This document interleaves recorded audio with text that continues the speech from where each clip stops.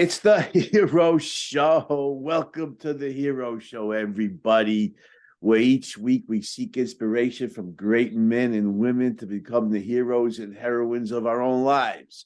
And you are here with your hosts. I am Andrew Bernstein. You are Robert Begley. How you doing today, Robert?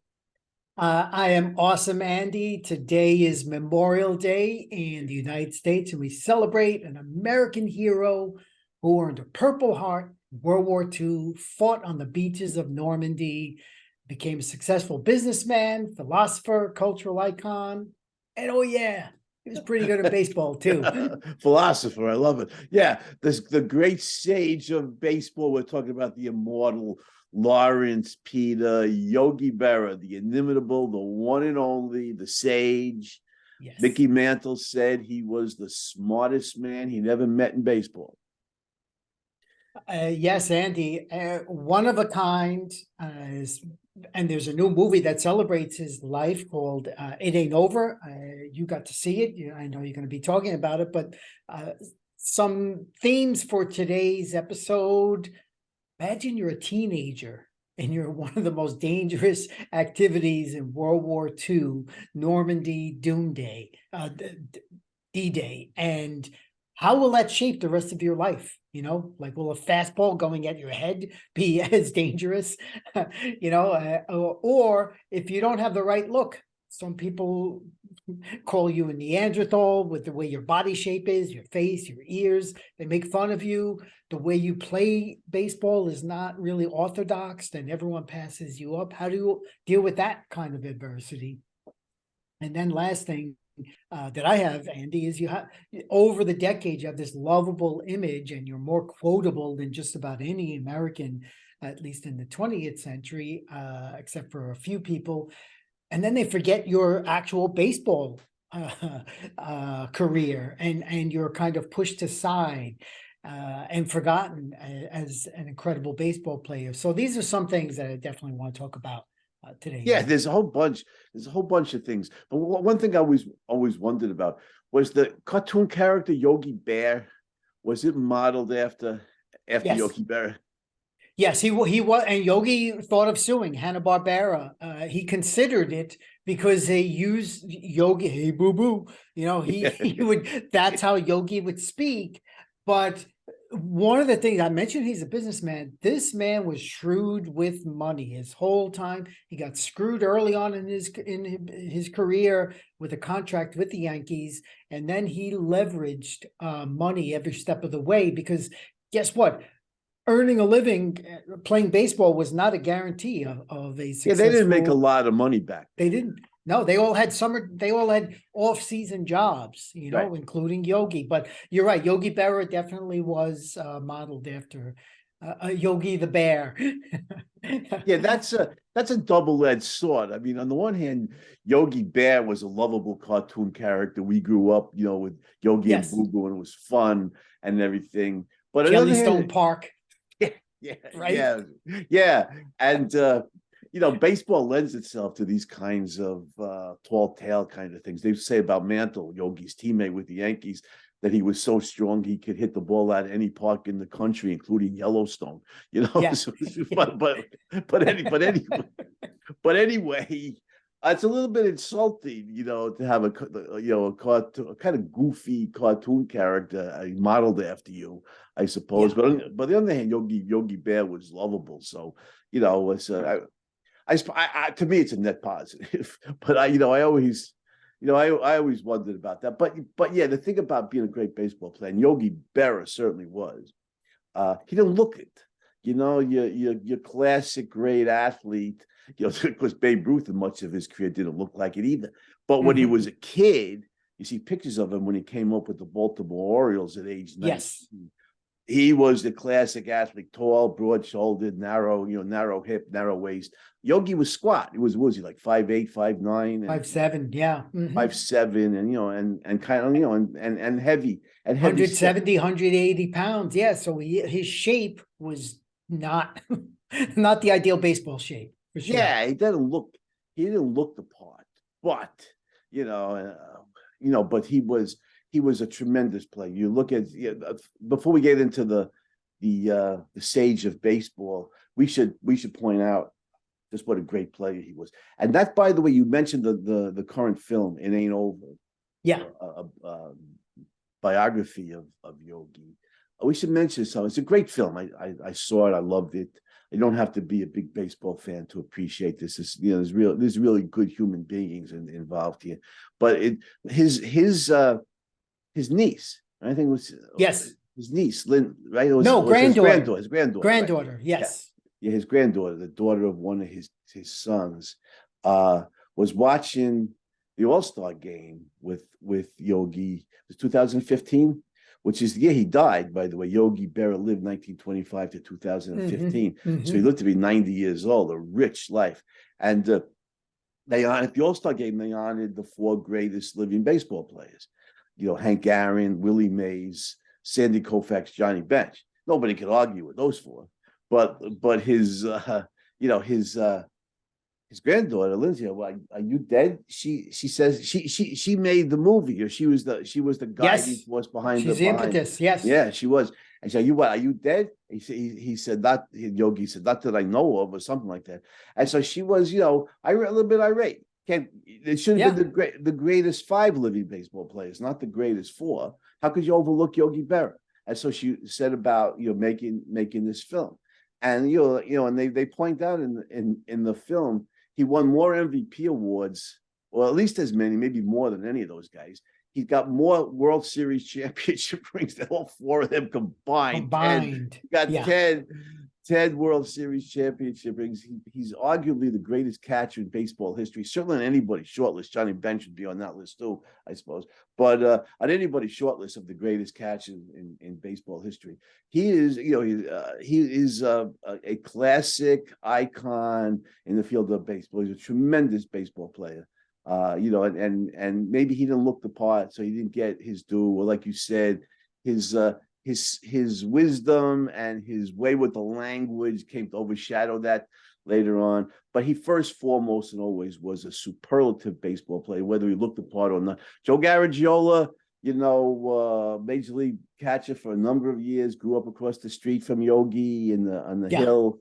The Hill in St. Louis. Dago Hill. Can't say that term anymore. Yeah. Well, you just did. But yeah, I'll say it too. Dago Hill. Yeah, you can't use those kind of ethnic slurs anymore. But it was obviously Italian neighborhood. And Joe Garagiola was a pretty funny guy himself. Major league baseball player for many years with the Cardinals and and other teams. Said, usually guys get to be into the big leagues. They said they were the best athlete in their school, and whatever. He said, I wasn't even the best player on my block. He said, right. Yogi lived across the street from me. Andy, there's a real good biography, John Pessa. I've read a few long books about Yogi, and this one is Behind the Mask is the title. Anyway, he starts off with Yogi's on Dago Hill, this one section of St. Louis, and and just in the beginning, the St. Louis Cardinals are ready to sign Branch Rickey. He's ready to sign Joe Garagiola, and exactly what you said. He's like, I'm not even the best catcher on this block. And Yogi was a year older, and they give him $500 bonus for signing a contract and pay him like $90 and $90 a week, which is an income. But Yogi's family they're both are from Italy, and they don't know what baseball is. They want him working. Similar with Joe DiMaggio's family. Same as Joe DiMaggio and Italians at the time. The author makes it, it's so, how far have we come, Andy? Italians were not considered white. They were not part of the white race at that time. I'm sorry for laughing. But this is how long ago things were, and they were just lower classes. The U.S. was coming to be at war with them, in the not too distant future. So, but with Mussolini's Italy. That's right, in Mussolini's Italy, and eventually the Yankees do sign Berra to a contract, $500 bonus, which they say they're not going to pay until he finishes out the season in the minor leagues. We're talking about 1944, 1943, I think. So World War I is in action, and Yogi is signed, and he's ready to go into the war. He's ready to go into the Navy, and he does get the $500 from the Yankees, but then goes in and boom, June 1944, Normandy, and Yogi's there, and he likened it to the July 4th fireworks, like all these. Well, he was in the Navy. Fortunately for him, not in the Yes. Army. He wasn't storming the beaches at Yeah, at Omaha but he was a Beach. gnner, and he was Yeah, shooting, and he yeah, got injured and got a yeah. Purple Heart. So, it's like he was. He said, right, in the movie, Robert, they said he turned down the Purple Heart because he didn't want his mother, he had an Italian mother. He didn't want his mother to know that he'd been wounded. So That's true. Yeah, that's definitely true. He didn't want until So- afterwards. He said, "Hold it off," right? yeah, hold off Give on it to the me Purple later. Heart. Yeah. We don't want my mother to know. But that's very, anybody who knows Italian mothers or Jewish mothers knows knows what that's like. But there was a fascinating wrinkle on this in the movie. Yeah. Where they said, the Cardinals, Branch Rickey, brilliant guy running the St. Louis Cardinals, who of course is famous for pushing one of the guys who was as instrumental as anybody in integrating baseball when he was with the Dodgers a few years later, bringing in Jackie Robinson. By the way, we should point out Branch Rickey, brilliant baseball man, knew two things. One, that keeping black players out of the league was manifestly unjust. It's racist, it's wrong, it's unjust. But two, also, it would give the Dodgers a major competitive advantage because they could get from both great black players and great white players, where the other teams who were more racist were limited to only white players. Anyhow, so near the end of his tenure with the Cardinals, they were saying in the movie, Branch Rickey signs Joe Garagiola to to play for the Cards, but not Yogi. And Joe Garagiola, Yogi's a much better player than me. The thinking is, or at least the interpretation here is, Branch Rickey knew he was going to the Dodgers. He wanted to wait until he got to the Dodgers to sign Yogi, not give Yogi in effect his main rivals, the Cardinals, but the Yankees got there first. That the Yankees signed Yogi before Branch Rickey could sign him to the Dodgers. So that's an interesting story. May well be true, Yeah, there's definitely some speculation about that, whether it's true or not. And the Dodgers, if you know baseball, and again, for today's audience, it's really hard to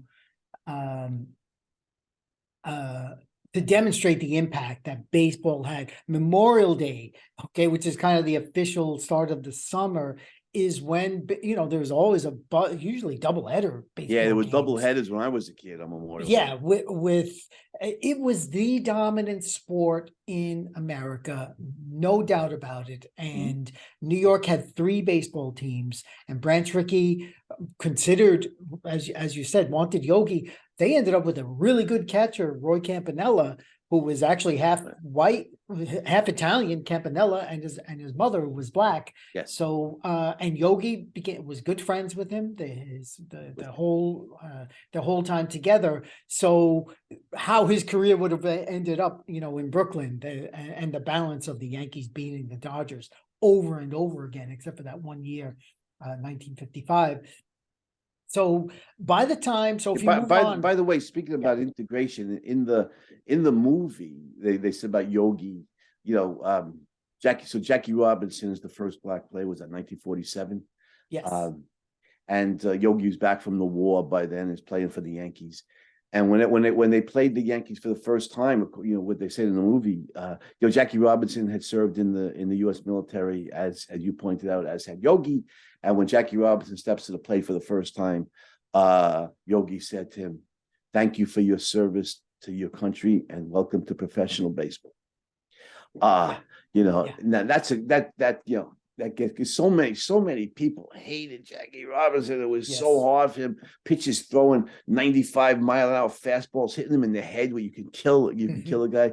And Yogi with a very simple welcome. It showed who Yogi was, the kind of big heart Yogi. And that was one of the serious statements Yogi made, but he was known, Andy, for chatting up the batters. How's yeah, the yeah, wife, how's the family? He would distract them from, right, you don't right. go up there to chat. And there's an encounter with Hank Aaron several years later in the World Series, and he's telling Hank, it's good when the label faces the bat, and Hank, he's like, not Yogi already had that reputation of Yeah. chatting up players, and Ted Williams, and but some of them Hank liked it. Aaron, Ted Williams, a couple of pretty good hitters. Yes. And catching in baseball here's another thing. It's the most difficult position, the most mental position. You're involved in every single pitch that happens. And so Yogi learned from Bill Dickey, the prior catcher of the Yankees. He learned Hall that of Fame catcher. By Hall the of way, Fame let catcher. me interject here two things. Yeah. It's ironic, Robert. In baseball, they call the catching gear the tools of ignorance. Yeah, I Because know. nobody Yeah. wants that position. You get beat up, foul balls off you, and back swings hitting you, runners come bashing into you at the plate. Tools of ignorance. But catcher, people who really know baseball know that the catcher tends to be the smartest guy in the field because he's calling the game. He's calling the pitches. He's got to be thinking ahead, trying to set hitters up. Yes. You throw a fastball up and in, back the hitter up, then he's susceptible to the breaking ball low and away. The catcher's got to set, call the game, set the batters up for the pitcher. So he's known to be the smartest guy in the field. And like Mantle said, Yogi was the most intelligent player he ever. Mhm. He the most intelligent guy he ever met in baseball. So but yeah, you're right. Yogi had that reputation. He was an affable guy, and he translated that into good use for the Yankees. He distract the hitters with talking about all kinds of stuff. But Yes. yeah, he was a character, all right.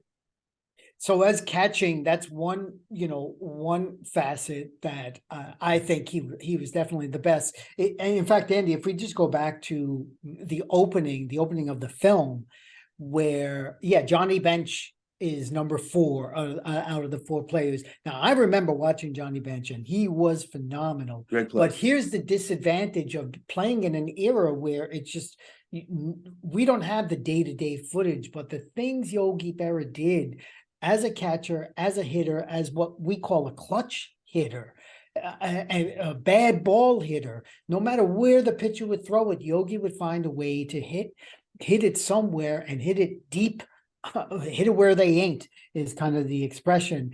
And so in my mind, Andy, there's no question he's the best catcher, because his rings, prove it. And they were both on dominant teams, the big red machine of the Cincinnati Reds and Johnny Bench, but they also surrounded themselves with other great players. Sure.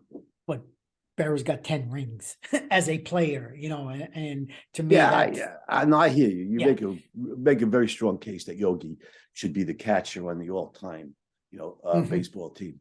So one other thing that I came up in the movie about that, Robert, is I don't know how good defensively Yogi was at first, but they said Bill Dickey, who you mentioned before, another great Hall of Fame catcher for the Yankees, 1930s. He was on those great teams in the 30s with Joe DiMaggio. When Joe DiMaggio first came in 36, which was Lou Gehrig's last great year. That's right. Dickey's a Hall of Famer. Anyhow, they were saying in the film that Dickey, a lot of times with catchers, they were in spring training and whatever, they're working out, they're working on the defense. Somebody will fire the ball, at their feet, or bounce it up to, man, he's got to block it or catch it. They said Bill Dickey took a bat and hit line drives at Yogi. He hit the ball, bam, bounce right up in his, in his leg or in his chest or something. Block it, catch it, and they do that. And Yogi said Bill Dickey was hard on me. And so he made him into a great defender as well as a great hitter. A great defender, and there were two plays during one of the World Series where the team, I think it might have been the Cardinals, but they had first and second, and first guy bunts and Yogi is off it, gets the ball, throws it to third base, just gets on a force out, gets that runner. The next play, bunt, Yogi runs out, catches it, throws it to third base. And so here's, as a fielder, he's one thing. Calling a game, the 1956 World Series, Don Larson, the only perfect game in World Series history, and Yogi was the one who called that game. Yep. And the umpire, Dale, I can't remember his last name, the umpire, but Yogi's wife was pregnant with their first child, and he said if he gets his perfect game, Dale Mitchell was the Dale last, Mitchell, thank you, was the pinch hitter, and the last out in the game, right? okay, that's what it is. Yeah, the pincher, and they said if Larson gets him out, we're naming our son Dale. Yeah, And Carmen. that's They said that movie, Carmen Berra, Yeah. Yogi's longtime wife, and that's one thing we should also mention. They seem to be really close. They were. Yogi and Yes. Carmen had a really good relationship. Yes, they did. You know, for Yeah. many years. I don't know how many years Yeah. they were married. More than 50. I know that. Over 50 years, yeah. Yeah. Well over 50 years. Mhm. Yeah, and I think she died shortly before he did. And He didn't last much longer, Yeah. as usual. Yeah, Yeah. as usual in Right. life. He didn't last much right. longer. After being so There close. was one when I was a But kid. let Andy, me finish the story. What Yeah, you were go saying, ahead. because they said in the movie, you know, that Carmen was pregnant with Dale Berra, you know, and she said if Larson gets this guy out, I'm naming the kid Dale, you know, and Larson got him out, and their son was named Dale, who played the shortstop for the Pirates, and then then for the Yankees for a while, right?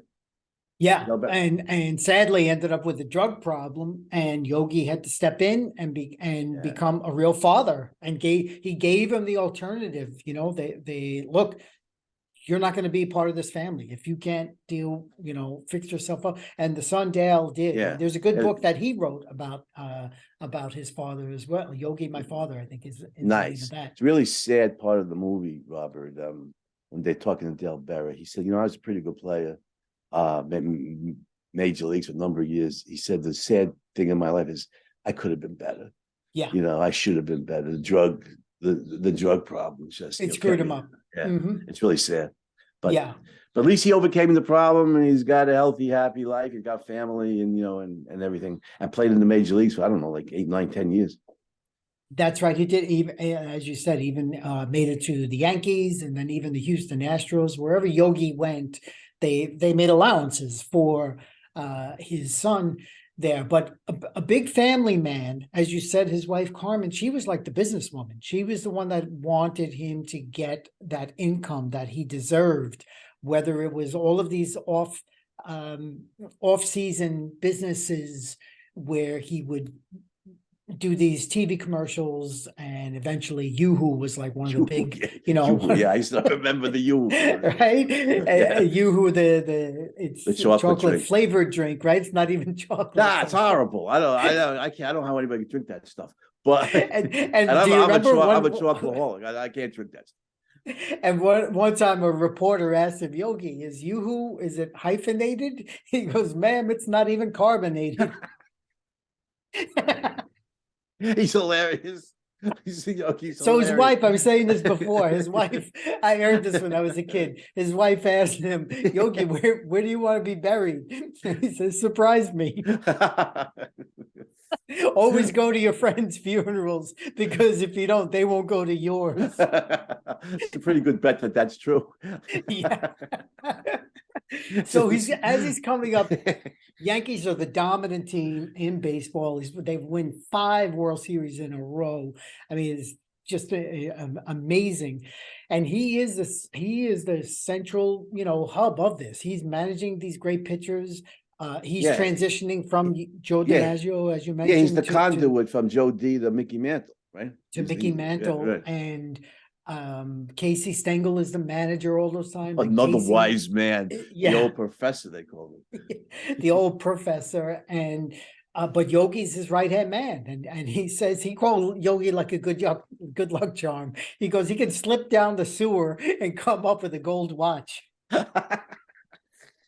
Yeah, Casey Stengel had a way with the language also. Yeah, But what was Casey's baseball wisdom? I love it. He said, "You can't expect miracles, but if you get good pitching, you can." Yeah, yeah, exactly. I love that line.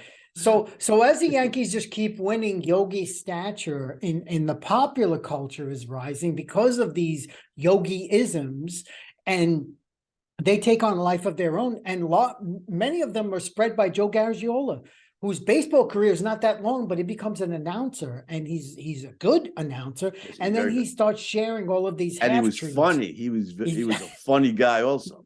Yeah, he's a funny guy, but also goes outside of baseball. He's with NBC Sports first, but then he's on just regular programs. So here's again, Andy, we've covered several athletes in in the Hero Show over these episodes, but we're always looking at, because that's one way to see heroism, like dramatized right in front of you, and that's what Yogi did. But then when they transcend the sport and they go out to the point where Yogi goes to Italy and he meets the Pope, and the Pope says, "Hi, Yogi," and Yogi says, "Hi, Pope."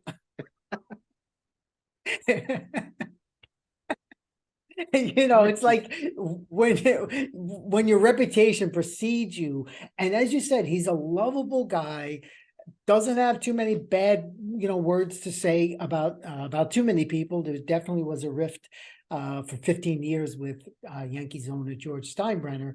And Yogi's hardly the only one to have a rift with George Steinbrenner. You could see that one a mile, 10 miles in advance. But so he's gaining, he's running businesses. He's got a bowling alley with Phil Rizzuto, the Yankee shortstop, after he retired. Another Hall of Famer. Yeah, another Hall of Famer. Good friends, real good friends, living in New Jersey, Montclair. He settled for the past several decades of his life, lived in Montclair, New Jersey. And when I first met Carrie Ann, she lived in Montclair. And I was like, we got to do Yogi Museum. I mean, that's like a given, which is where his museum is on the college campus. So he just continues going on and on, winning. And then if we go to 1964, the Yankees are getting older, and we have mentioned this also in the past. They were one of the last teams to integrate the team. And Elston Howard, the first Black Yankee, Yogi loved him, and they had a great relationship between the two. Howard sadly died of disease very young. Very young. And his wife was praising Yogi, who was there at the funeral, was helping financially with the arrangements. And because of that bias the Yankees had, as we get to the 1960s, their team is getting worse. They're getting older. The stars are getting older, but 1964 World Series with the St. Louis Cardinals, Yogi is now the manager of the team. And they knew, I don't know if this is covered in the film, Mandy, but they knew halfway through the season that they were not going to, Yogi was gone. They weren't going to, Ralph Houck was the general manager. Yeah, they discussed that in the film. Yeah, they wanted to bring the St. Louis. They thought Yogi had lost control of the clubhouse. Had lost control of the Ralph team. Houck did. Yeah, because he went from being, and this is how do you transition where you're a peer of these superstars, Mickey Mantle, Whitey Ford, and then now you're their boss, you're their manager, and these guys are wild. They were known for carousing, and Berra that's for sure. Yeah, couldn't control them, so they thought. Okay, now they made that decision halfway through the season when the Yankees were playing poorly, but they turned it on after the famous harmonica incident, which took place early on when he was the manager in the back of the bus. One of the players is playing harmonica, and Yogi says, "Stop it," and the guy still plays. That was Phil Linz, right? Phil Linz, yeah. And so Yogi did get control, but after the Yankees lose a gripping series in 7 games to the Cardinals, they ended up firing him. And then he goes cross town. The brand new National League team, the Mets, take him on as a coach. He even plays a couple of games, has a few at bats. And then we move forward, Andy, to my era. So now when I'm a kid, because I never saw him play, but I remember let me say something. About heroin. First of all, one of my favorite Yogi-isms was when he said about some restaurant in New York. He said, "It's so crowded, nobody goes there anymore." Yeah, it's too crowded, nobody goes there anymore. That's great. That's good. But the heroism, tying it back to heroism, being a clutch hitter, being a clutch performer, you can really see it in basketball. The guy. you're coming down to the final few seconds of a big game. It's a playoff game. Maybe you're down by one or it's tied. A lot of guys who are really good players, Hall of Fame, don't want the ball. They don't want that responsibility. The pressure is too much. Yep. But some guys thrive in the white hot spotlight of Broadway. Michael Jordan, Larry Bird, Magic Johnson, guys like that. Give me the ball. You know, what did Pat Riley, the great Hall of Fame coach, say? That he said, if I need one guy to take the last shot with the game on the line, Riley said, give me Michael Jordan. But if I need one guy to take the last shot with my life on the line, give me Larry Bird. He said, these are the guys who thrive, and we did a hero show episode on Michael Jordan. We need to do one on Larry Bird one day. But they thrive. They said about Derek Jeter, the game slows down in these big moments. Yes. And that's heroic. It's scary. And Yogi thrived, like you said, the World Series. He's a great World Series performer, great clutch hitter. The bigger the situation, the better Yogi did. And that's grace under pressure. Right. Is the ability to come through under pressure. That's a hard thing to do. And that's very admirable. And it's very inspiring. And so that's, I think, there's a number of reasons why I think Yogi is a hero, but that's the main one. He did it repeatedly as a player, and certainly admire him for that. I got to see Yogi play. I'm a little bit older than you. I got to see Yogi play on what was the 1961 Yankees. To me, until the 98 Yankees went 125 and 50, which is just ridiculous in baseball. Was the greatest baseball team I ever saw. And I can remember Ellie Howard, they called him Ellie. Great guy, great player. Yeah. He was kept down. George Weiss was the Yankee general manager in the 50s, and everybody, he was a racist. He don't want blacks on the team because he don't want blacks coming to the stadium. He was a racist. Ellie Howard, great player, was kept down. One, by George Weiss's racism, but two, he had Yogi in front of him, maybe the greatest catcher ever. Anyhow, so by the early 60s, by 1961, Yogi's old, and now Elson Howard's in his prime. Ellie Howard is the primary catcher for the Yankees. I can remember this. But you want Yogi's bat in the lineup, but there's no designated hitter back then. They put him in left field. And you know what? I mean, I don't know the statistics, but I vaguely remember that Yogi Berra was a pretty good left fielder, which you wouldn't expect at a spacious Yankee Stadium left field, and Yogi's stubby little body, running, chasing down fly balls. I vaguely remember that Yogi was pretty good as a left fielder. And if we could check the numbers on that, but he was. If it turns out that way, I wouldn't be surprised. He was a much better athlete than he looked like. Yeah. Actually, you talk about the 61 World Series, the ending of the 1960 World Series, Pittsburgh Pirates, Bill Mazeroski hits this home run, and Yogi's the one chasing the ball in left field. You see the number 8, and he gives up on it, and he trots off as a loser. So even Andy, sportsmanship too. 1955, the Brooklyn Dodgers finally beat the Yankees after losing like 6 or 7 times to them in the World Series. Yogi goes into the Dodger dugout and shakes Jackie Robinson's hands and shakes, the hands of these Brooklyn Dodgers who were certainly rivals. And a great team in their own right. Yeah, a great team in their absolutely. And 1960, where the Yankees were much better than the Pittsburgh Pirates. We talked about this in Clemente. They outscored the Pirates for like 30 or 40 runs in that series. We talked about it in the Clemente episode, but you still got to play. You have to win 4 out of those 7 games, and Pittsburgh did. And Yogi just jogs off when the game is over. It's like, okay, we didn't win this year. He said we have a better team, and next year, 61, as you mentioned, they just dominated. That's when the M&M boys, Mantle and Maris, chased the Babe the whole season. Yeah, and then they clubbed a really good Cincinnati Reds team in the World Series without Mantle. Mantle was hurt. He didn't play in the series. They still clobbered a very good Cincinnati team. I remember Elson Howard having a big series, banging the ball around the ballpark. But anyhow, so Yogi, he is as clutch a player that I think baseball's ever seen, and that calmness under pressure. that matters in any now baseball's just a game, but you know, if you're a heart surgeon or brain surgeon, you got a life and death situation. These guys gotta have slow heartbeats. They got, you know, I love that expression in sports. He's a slow heartbeat guy, you know, Right. and everything Yeah. slows down for him, Mhm. and he's able to do his best.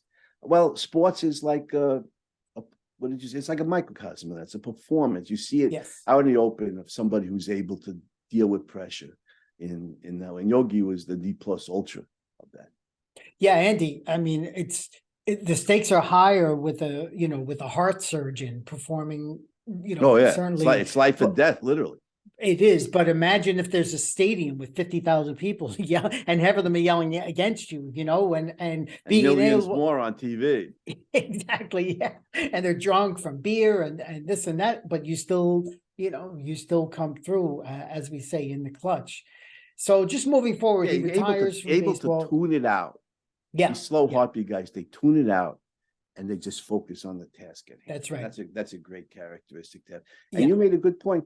You know, he was you know, in Normandy on D-Day in the, you know, in the Navy, you know, and he got wounded and you're fighting for your Yep. life. So it's that helps, you know. So everything else is gravy, Right. but after Yeah, that, you you survive. know, Yeah. you're definitely able to focus. So coming to 1973, he's the manager of my team, the New York Mets, and they're playing terrible baseball for much of the year, and it gets to like August.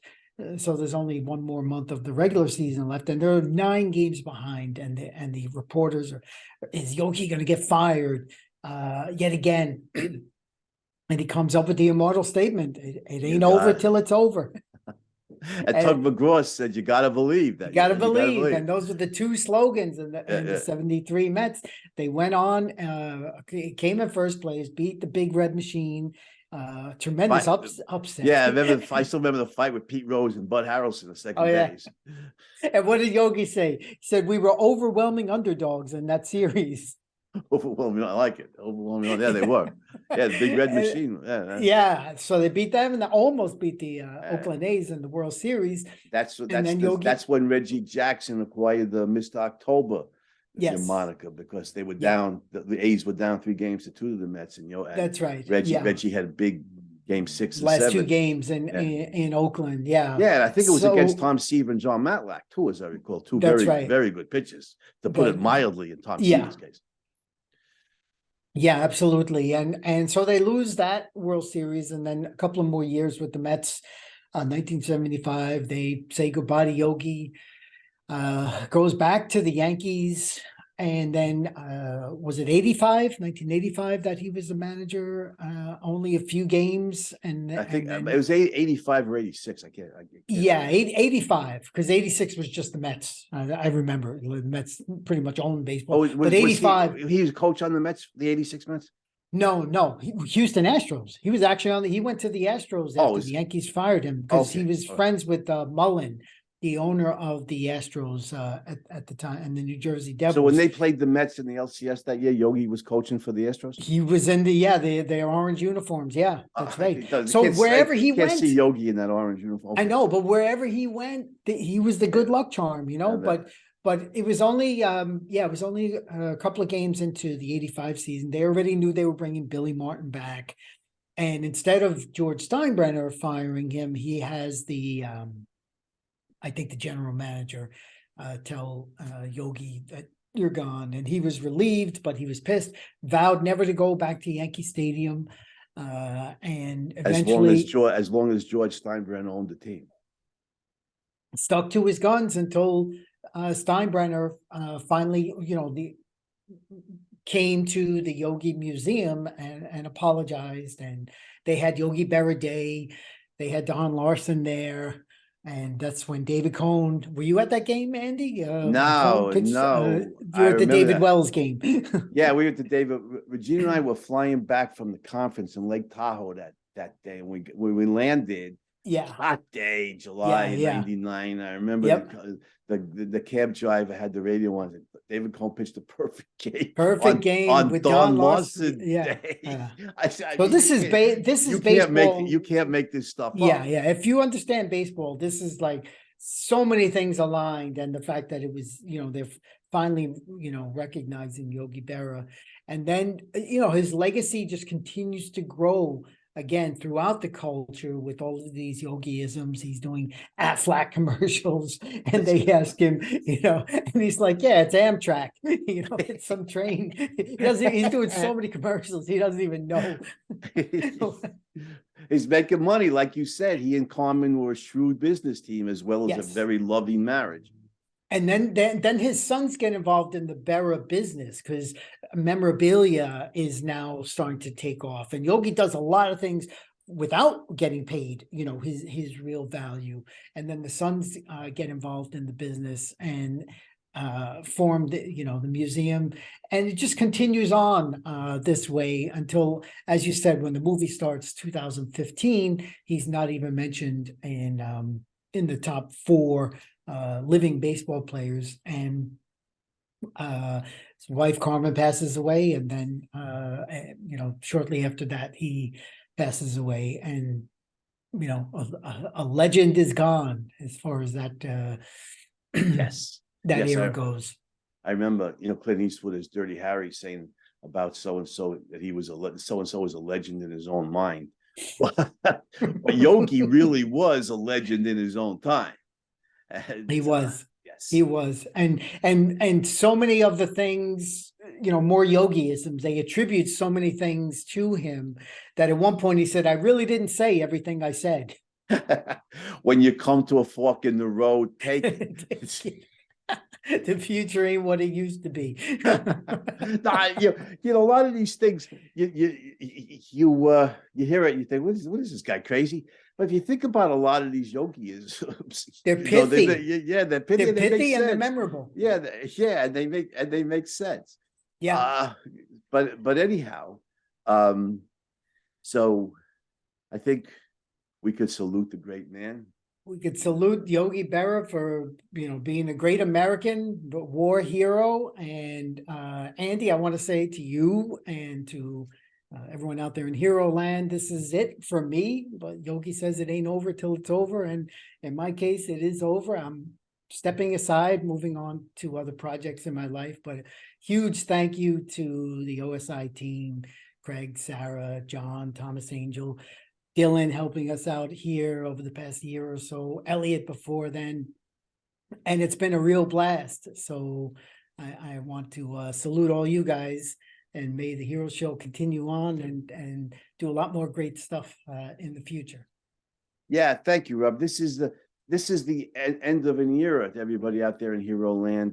John Hersey, we started the Hero Show with Johnny H, as I call him, for a year. It was fun. Robert Begley, longtime friend of mine, an Objectivist soul brother. Almost 2 years. It has been a lot of fun working with you, Robert. I'm going to miss you on the Hero Show, the interactions all the time. But the Hero Show will go on. We will have another co-host. I won't mention who at this point. But, like with Benjamin Franklin and Thomas Jefferson would say, so-and-so coming in, is not Robert Begley's replacement. One does not replace Robert Begley. The next co-host is Robert's successor. But the Hero Show will rock on. Excellent. With more weekly discussions of great men and great women who can inspire us to be the best versions of ourselves. Robert, your new career sounds like it's really exciting, and wish you all the best with that. And of course, we shall stay in touch, because we've been friends far longer than the 2 years in the Hero Show, almost 40 years, going back to my objectivism. It's a long time, understanding objectivism. School for Social Research. Yep. All right. All right, everybody out there in Hero Land. We'll be back next week with more great stories to inspire us. Have a more heroic day, everybody.